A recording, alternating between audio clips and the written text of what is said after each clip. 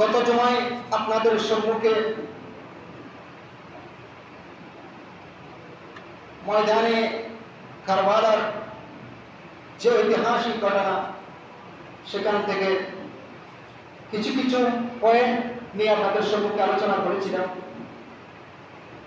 তো রব্বুল আলামিন কোরআনে কারীমে ইরশাদ করেন, ইন্নাল্লাযীনা ইউযুনাল্লাহা ওয়া রাসূলাহু, নিশ্চয় যারা আল্লাহ এবং তার রাসূলকে কষ্ট দেয়, লাআনাহুমুল্লাহু ফিদ দুনিয়া ওয়াল আখিরাহ, দুনিয়া এবং আখিরাতে আল্লাহ তাদের জন্য লানত রেখেছেন, আল্লাহ তাদেরকে অভিসম্পাদ দিয়েছেন, তাদেরকে অভিশাপ দিয়েছেন।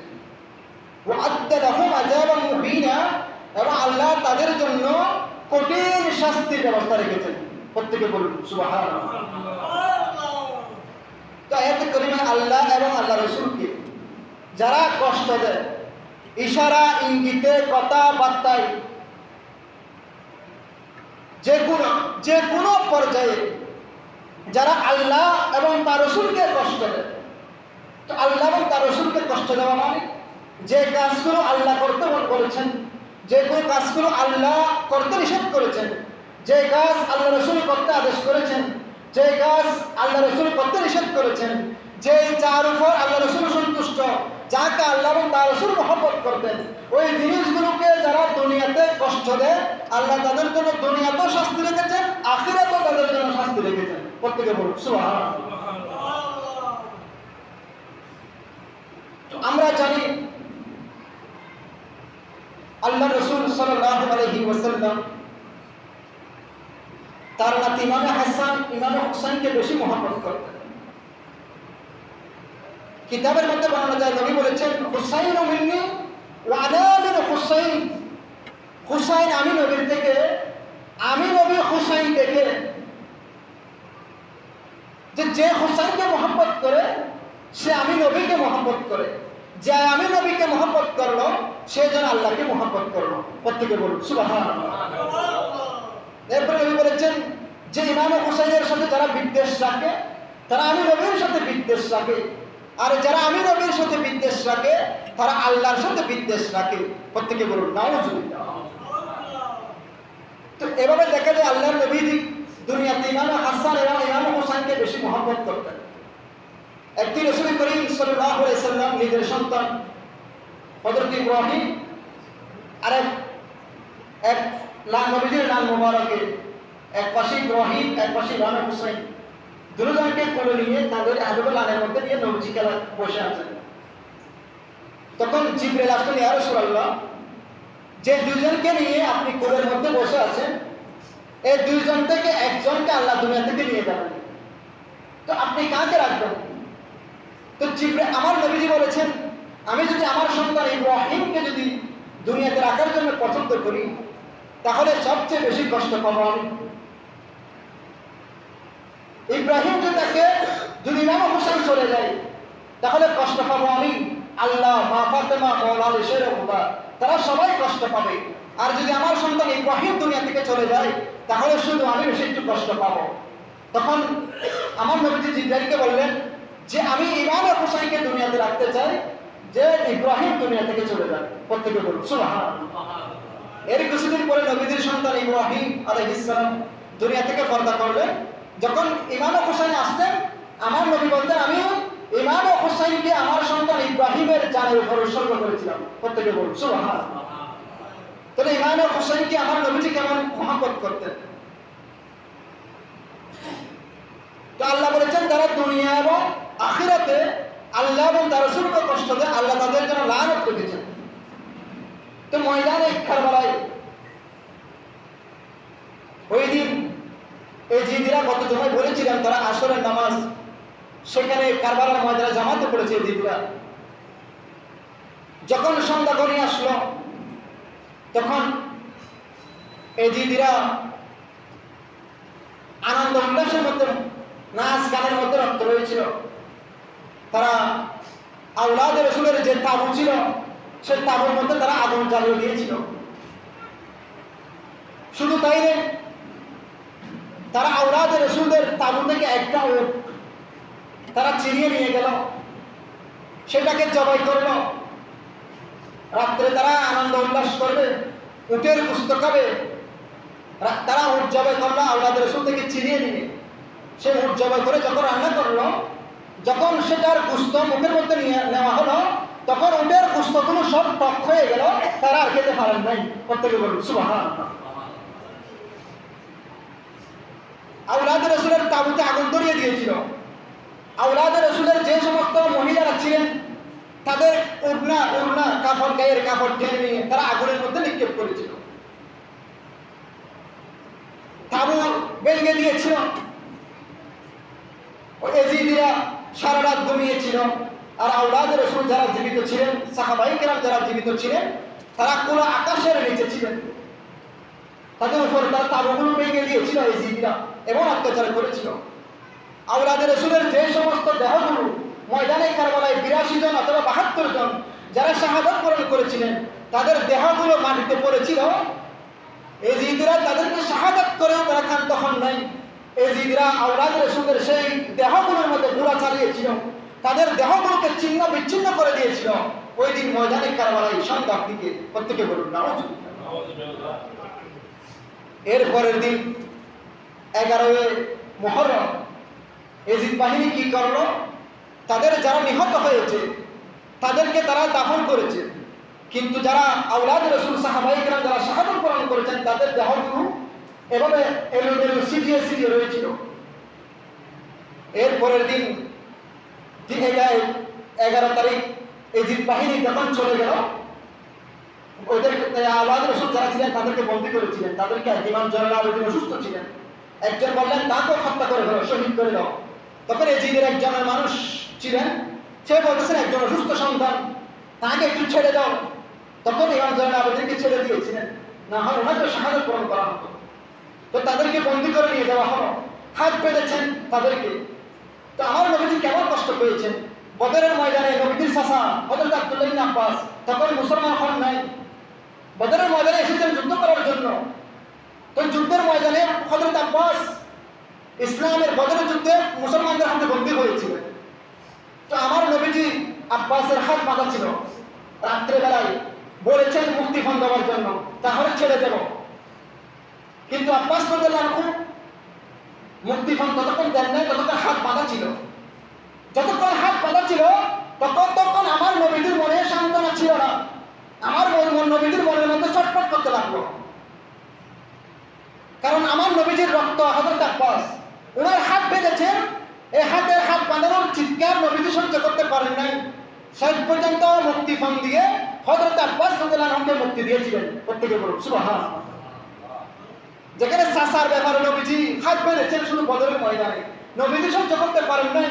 তোর ময়দানে কারবালায় নবীর আওলাদ রাসূলদেরকে যাদের হাত বেঁধেছেন, যাদের হাতের মধ্যে কোনোদিন কোনো টোকা লাগেন নাই, যে নবীর বংশধরের মানুষ চেহারা দেখে দেখে নবী সাপ পিটেছেন, যাদেরকে ভালোবাসা আমার আল্লাহ কোরআনে ফরজ করে দিয়েছেন, নামাজের মধ্যে দরুদে পাঠ না পড়লে তাদের নামাজ হবে না, এইরকম আওলাদ রাসূলকে যারা বন্দী করেছেন তাদেরকে নিয়ে যাচ্ছে। এর দ্বিতীয় দিন পার্শ্ববর্তী একটা গ্রাম, যে বনু কাদেরিয়া গ্রামের বনু আসাদ গোত্রের কিছু মানুষ যখন এজিদ বাহিনী দূরে চলে গেল, তখন তারা ময়দানে কারবালায় এসে ইমাম হোসেনের দেহ মুবারক এক জায়গায় দাফন করেছেন, আর বাকিগুলোকে একটা কবরের মধ্যে দাফন করেছেন। তারা জানাজা করেছেন। প্রত্যেকে বলুন আলহামদুলিল্লাহ। ওই গোত্রের মানুষজন এসে তারপর আওলাদ রাসূলের দেহ মুবারকগুলো তারা দাফন করেছেন, জানাজা করেছেন, কবরস্থ করেছেন। এখন দাফন করার পরে এজিদ বাহিনীর ইবনে জিয়াদ কুফার গভর্নর, তার কাছে নিয়ে যাওয়া হলো ইমাম হোসেনের মাথা মুবারক। ইবনে জিয়াদের কাছে যখন নিয়ে যাওয়া হলো, ইবনে জিয়াদ একটা লাঠি নিয়ে ইমাম হোসেনের টুপ এবং দাঁতে মুবারকে লাঠি দিয়ে এভাবে আঘাত করতে লাগলো। তখন সেখানে আমার নবীজির বৃদ্ধ সাহাবী হযরত যায়েদ ইবনে আরকাম রাদিয়াল্লাহু তাআলা আনহু তিনি সেখানে ছিলেন। তখন তিনি বলতেন, এই ইবনে জিয়াদ, খবরদার, খোদার কসম, আমি জীবদ্দশায় নবীজিকে দেখেছি, হাজার বার নয়, কোটি বার নয়, যে নবীজি ইমাম হোসেনের টুপ মুবারক, দাঁত মুবারকে নবীজি চুমুকেছিলেন। হয়তো যে টুপ মুবারকে নবীজির টুপ মুবারক লেগেছে, আর তুমি ইবনে জিয়াদ সেই টুপ মুবারকে কিভাবে লাঠি দিয়ে তুমি আঘাত করতেছো? প্রত্যেকে বলুন নাউজুবিল্লাহ। এই কথা বললেন, তখন ইবনে জিয়াদ বলল, তুমি যদি বৃদ্ধ মানুষ না হতে এখন আমি তোমাকে হত্যা করে ফেলতাম। তখন হযরতে যায়েদ ইবনে আরকাম রাদিয়াল্লাহু আনহু তিনি ঘৃণা করতে করতে ওই ইবনে জিয়াদের দরবার থেকে বের হয়ে গেলেন। এরপরে ইবনে জিয়াদ থেকে কুফায় এগুলো ঘোরাফেরা করলেন। কুফায় নেওয়ার পরে দামেস্কে নেওয়া যাওয়া হলো, এজিদের কাছে নেওয়া যাওয়া হলো।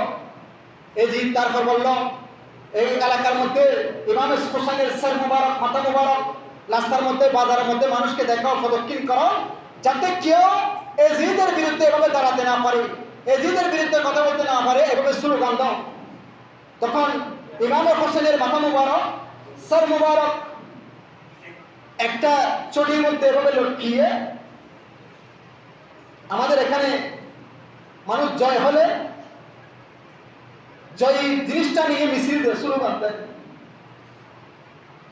আসলে এখানে জয় হয়েছে ইমাম হোসেনের সর মুবারক, এই জন্য ইমাম হোসেনের সর মুবারক সবার মাথার উপরে, এভাবে সর মুবারক মাথায় এভাবে তীর দিয়ে লটকিয়ে তারা স্লোগান দিচ্ছে এজিদের বিরুদ্ধে, ইমাম হোসেনের বিরুদ্ধে, যাতে এজিদের বিরুদ্ধে কেউ কথা বলতে না পারে। এভাবে যেতে যেতে দামেস্কের যখন বাজারে ফাল দিয়ে যাচ্ছিল, তখন একজন হাফেজে কোরআন ছাদের উপর দাঁড়িয়ে তিনি সূরা কাহফ তেলাওয়াত করতে লাগলেন। তিনি বলতে লাগলেন, আম হাসিবিতা আন্না আসহাবাল কাহফি ওয়ার রাকিম কানু মিন আয়াতিনা আজাবা। তিনি সূরা কাহফ তেলাওয়াত করতে লাগলেন। এই আয়াতে যখন আসলেন, তিনি বলতেছেন, আম হাসিবিতা আন্না আসহাবাল কাহফি ওয়ার রাকিম, যারা আসহাবে কাহফ, যারা 7 জন অথবা 8 জন, তারা 300 বছর অথবা 350 বছর কাফেরদের ভয়ে তারা আল্লাহর ওলি ছিলেন। কাফেরদের ভয়ে তারা গুহার মধ্যে আত্মগোপন করেছিলেন। হয়তো এটা কানুমিন আয়াতিনা আজাবা, এই পর আবার জীবিত হওয়া, এটা আল্লাহর কুদরতের নিদর্শন। প্রত্যেকে বলুন সুবহানাল্লাহ। আসহাবে কাহফের ঘটনা কোরআনে কারিমে আছে। তারা 300 বছর অথবা 350 বছর গুহার মধ্যে গোপনে ছিলেন, জালেম কাফেরের ভয়ে, কিন্তু তারা ছিলেন আল্লাহর ওলি, তারা নেককার ছিলেন। তারা গুহার মধ্যে আত্মগোপন করেছেন, আবার সেখান থেকে 300 বছর 350 বছর আবার তারা দুনিয়া থেকে বের হয়েছেন, মানুষের সাথে কথা বলেছেন। সূরা কাহফ আল্লাহ বলছে এটা সবচেয়ে আশ্চর্যজনক ঘটনা।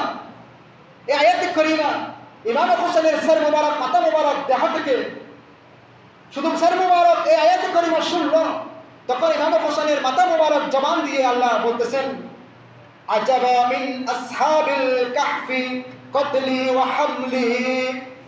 ও হাফেজ কোরআন, তুমি বলতেছ আসহাবের ঘটনা সবচেয়ে বেশি আশ্চর্যজনক, শোনো শোনো। আসহাবে কাহফের ঘটনা এর আমার চেয়ে বেশি আশ্চর্যজনক নয়।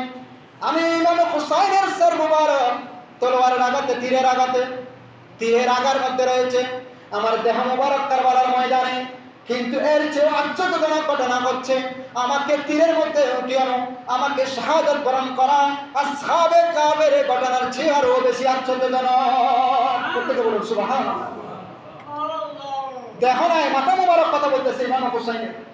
এটা আমার আল্লাহ বলেছেন, ওয়ালা তাকুলু লিমান ইউকতালু ফি সাবিলিল্লাহি আমওয়াত, তোমরা যারা আমার আল্লাহর রাস্তায় যারা শাহাদাত বরণ করেছেন তোমরা তাদেরকে মৃত বলো না, বাল্লাহিয়া ওয়ালাকিন লা তাশউরুন, বড় তারা জীবিত, তোমরা বুঝতেও পারবে না। প্রত্যেকে বলুন সুবহানাল্লাহ। এটার প্রমাণ ইমাম হুসাইনের মাথা মুবারক কথা বলেছেন, কোরআনে কারীমের আয়াতের জবাব দিয়েছেন। আসহাবে কাহফ যারা গুহার মধ্যে গোপন ছিলেন, তারা কাফেরের ভয়ে ছিলেন, আর ইমাম হুসাইনকে যারা শাহাদাত করিয়েছে তারা ঈমানের দাবি রাখত, তারা মুসলমান দাবি করত। তাহলে কাফেরের ভয়ে আত্মগোপন করার জিনিস আর মুসলমান দাবি করে মুসলমানের ইসলামের সেই নিদর্শন আল্লাহর নবীর নাতিকে শাহাদাত করানো, হয়তো এটা আসহাবে কাহফের ঘটনা চেয়ে আরো বেশি আশ্চর্যজনক। প্রত্যেকে বলুন সুবহানাল্লাহ। এভাবে নিয়ে যাচ্ছিলেন। এরপরে বাজারের মধ্যে ঘুরিয়ে ফিরিয়ে এজিদের দরবারে নিয়ে আসলো। এখন এজিদ খবর পেয়েছে মদিনার মানুষ, মক্কার মানুষ এজিদকে মানে না, এজিদকে তারা, এজিদের মায়ের তারা মানে না। তখন এই ইয়েজিদ কি করলো, মদিনায় হামলা করার জন্য প্রায় 22,000 সৈন্যবাহিনী মুসলিম ইবনে উকাবা যিনি সেনাপতি তাকে দায়িত্ব দিয়ে মদিনায় হামলা করার জন্য প্রেরণ করবেন।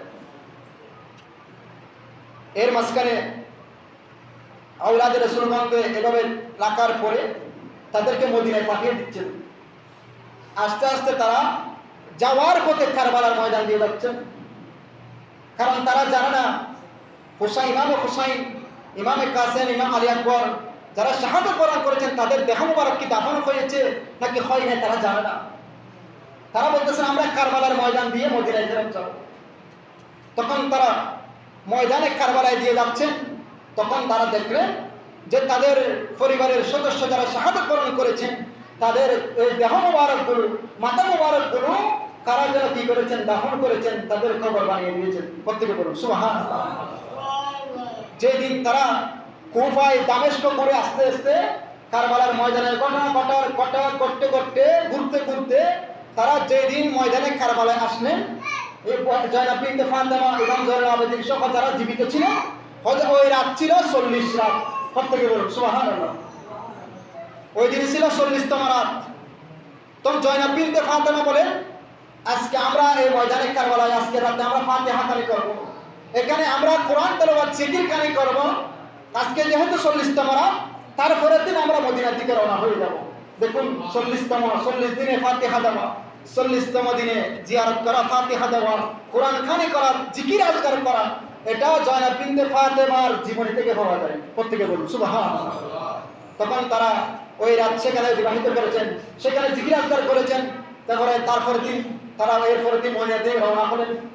এরপরে মুসলিম ইবনে উকাবা 22,000 সৈন্য নিয়ে মদিনা আক্রমণ করার জন্য গেলেন। দেখুন যে মদিনায় রাসূল করিম সাল্লাল্লাহু আলাইহি সাল্লাম মদিনায় তৈবা বানিয়ে দিয়েছিলেন, ইয়াসরিব থেকে মদিনায় তৈবা বানিয়ে দিয়েছেন, সেই মদিনায় হামলা করার জন্য ইজিদ 22,000 সৈন্য পাঠিয়েছেন। শুধু তাই নয়, সেখানে গিয়ে ইজিদ প্রায় 1700 সাহাবীকে তারা শাহাদাত করিয়েছেন, 700 জন হাফেজে কোরআনকে শহীদ করে দিয়েছেন। প্রায় 10,000 মতো সাহাবী মদিনার মধ্যে যারা ছিলেন তাদেরকে শহীদ করে দিয়েছিলেন। প্রত্যেকে বলুন ইন্না লিল্লাহি ওয়া ইন্না ইলাইহি রাজিউন। এবং ওই বছর আব্দুল হক মুহাদ্দিস বলতেছেন ওই বছর তারা মদিনায় মা বোনদের উপর অত্যাচার করেছিল। ওই বছর প্রায় 1000 নারী অবৈধভাবে গর্ভবতী হয়েছিলেন। প্রত্যেকে বলুন নাউজুবিল্লাহ। একজন যুবককে নিয়ে আসলো, সেই যুবককে বলল তুমি এজিদকে মানো কিনা? ওই যুবক বলল আমি এজিদের ভালো কাজগুলো মানি, খারাপ কাজগুলো মানি না। তখন ওই যুবককে কি করে দিল, শাহাদাত করে দিল। তার মা দেখলেন, তার মা বললেন এই মুসলিম উকাবা আমার সন্তানকে শহীদ করে দেন, আমি এই মুসলিম ইবনে উকাবাকে যেখানে পাই না কেন আমি তাকে চালিয়ে দেব। তার মা পছন্দ করেছে। এরপরে মসজিদে নববীতে ওই জিদ বাহিনী ঘোড়া বেড়েছেন। আল্লাহর নবী যে মসজিদে নববীতে মিম্বরে খুতবা দিতেন সেখানে ঘোড়া বেঁধেছে, সেখানে মলমূত্র ত্যাগ করেছেন, মসজিদে নববীতে অপবিত্র করে ফেলেছেন। মসজিদে নববীতে একজন সাহাবী, আমার নবীর সাহাবী হযরত আবু সাঈদ কুদরি, উনি মসজিদে নববীতে যাচ্ছেন নামাজ পড়ার জন্য। এজিদ বাহিনী বলল তুমি কে? হয়তো আমি নবীর সাহাবী আবু সাঈদ কুদরি, এটা আমার নবীজি দিয়েছেন উপাধি, আমার নাম আবু সাঈদ।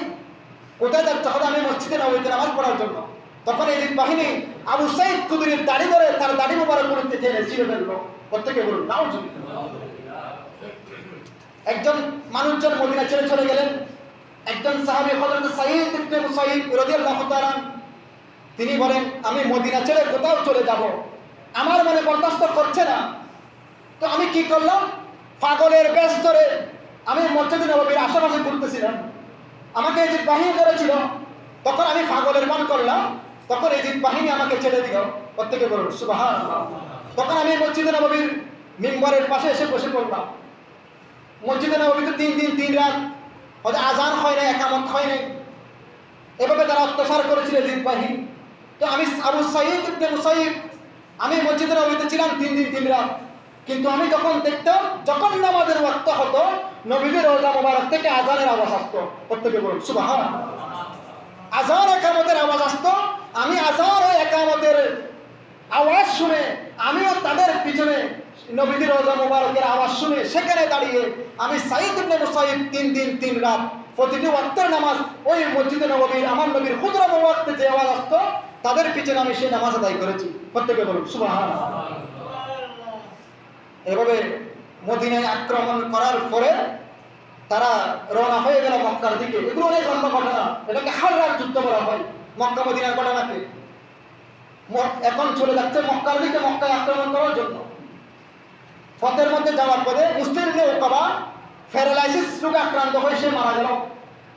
এজিদ বাহিনী এজিদকে খবর দিল, তখন সেখানে যেখানে মারা গিয়েছেন মুসলিম নৌকাবা সেখানে তাকে দাফন করলো। এরপরে হুসাইন ইবনে নুমাইরকে সেনাপতি নিয়োগ দেওয়া হলো।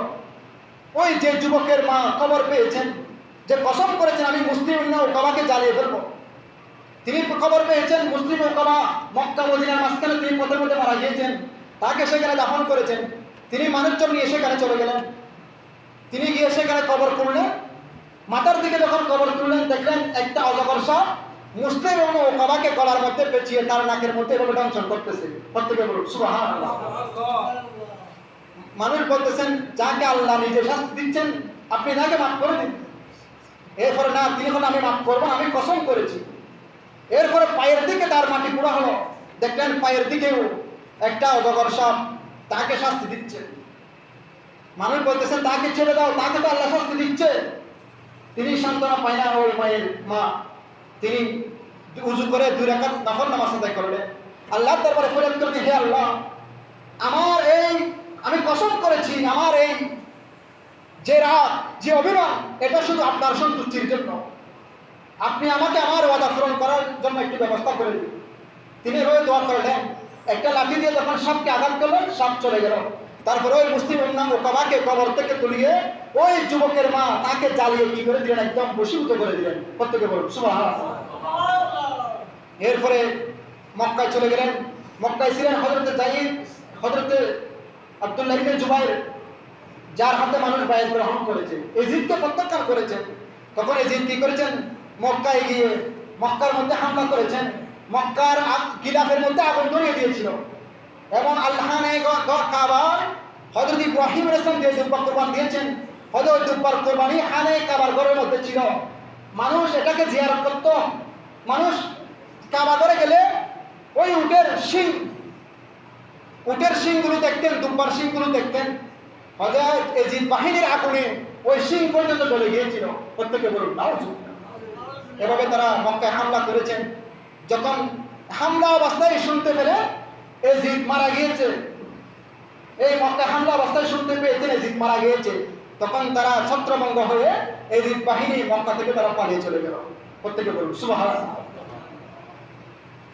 তো আমার নবীজি বলেছেন মান আরাদা হালাল মদিনা, যারা মদিনার মধ্যে অনিষ্টা করতে চায়, মদিনা ধ্বংস করতে চায়, বিসরাইন ইলা বিহিল্লাহু কামা ইয়াজুবুল মিলহু ফিল মা, হযে লবণ যেভাবে পানিতে গলে যায়, যারা মদিনা আক্রমণ করবে মদিনার ক্ষতি করবে হযে তাদেরকে আমার আল্লাহ সেভাবে ধ্বংস করে দিবেন। প্রত্যেকে বলুন সুবহানাল্লাহ। এবং শুধু তাই নয়, হযে যারা বলেছেন মান আখাফা হালাল মদিনা, যারা মদিনার ক্ষতি করবে অনিষ্টা করবে, মদিনার মধ্যে জুলুম করবে, আখাফাহুল্লাহ, আমার আল্লাহ তাদের অন্তরকে ভীত সন্ত্রস্ত করে দিবেন। ওয়া আলাইহি লানাতুল্লাহ, তাদের উপর আল্লাহর লানত, ওয়া মালাইকাতিহি, ফেরেশতাদের লানত, ওয়ান নাসি আজমাইন, পৃথিবীর সমস্ত মানুষের লানত। লা ইয়াকবালুল্লাহু মিনহু ইয়াউমাল কিয়ামাতি সারফান ওয়ালা আদলান, আল্লাহ তাদের কোন ফরজ ইবাদত, তাদের কোন নফল ইবাদত, যারা আল্লাহর রাসূলের মদিনায় পাকে যারা অনিষ্টা করবে, জুলুম করবে, ক্ষতি করার জন্য চেষ্টা করবে, তাদের জন্য আল্লাহর লানত, ফেরেশতাদের লানত, পৃথিবীর সমস্ত মানুষের লানত, তাদের কোন ফরজ কোন নফল ইবাদত আল্লাহ কবুল করবেন না। প্রত্যেকে বলুন সুবহানাল্লাহ। এইরকম অনিষ্ট এজিদ দুনিয়াতে করেছেন, এই জন্য এজিদের উপর লানত এখনো পর্যন্ত কিয়ামত পর্যন্ত। এভাবে এজিদের প্রতি লানত, নবীর আওলাদের রাসূলের এই মহব্বত যাদের অন্তরে আছে তারা এজিদকে ঘৃণা করবে, এজিদের চরিত্রকে ঘৃণা করবে, এজিদের আদর্শকে ঘৃণা করবে, এজিদের অত্যাচারকে ঘৃণা করবে। শুধু তাই না, এটা আমার আল্লাহ বলেছেন ইন্নাল্লাযীনা ইউযুনুল্লাহা ওয়া রাসূলা, যারা আল্লাহ এবং তার রাসূলকে কষ্ট দেয় তাদের জন্য দুনিয়াতেও লানত আখিরাতে লানত। এদের এজিদ বাহিনী দুনিয়াতেও শাস্তি হয়েছে, তাদের জন্য আল্লাহ কিয়ামতের ময়দানে তাদের শাস্তি ব্যবস্থা রেখেছেন। আল্লাহ পাক রব্বুল আলামিন আমাদেরকে ইমাম হোসেনের আদর্শ গ্রহণ করে এজিদের চরিত্রকে আল্লাহ আমাদের দেশ থেকে আমাদের সন্তান থেকে যাতে এজিদের চরিত্র গ্রহণ না করে আল্লাহ আমাদেরকে সেই তৌফিক দান করতে করুন। ওয়া আখিরু দাওয়ানা আলহামদুলিল্লাহি রাব্বিল আলামিন। যারা শুনো তাদের করেন ইনশাআল্লাহ।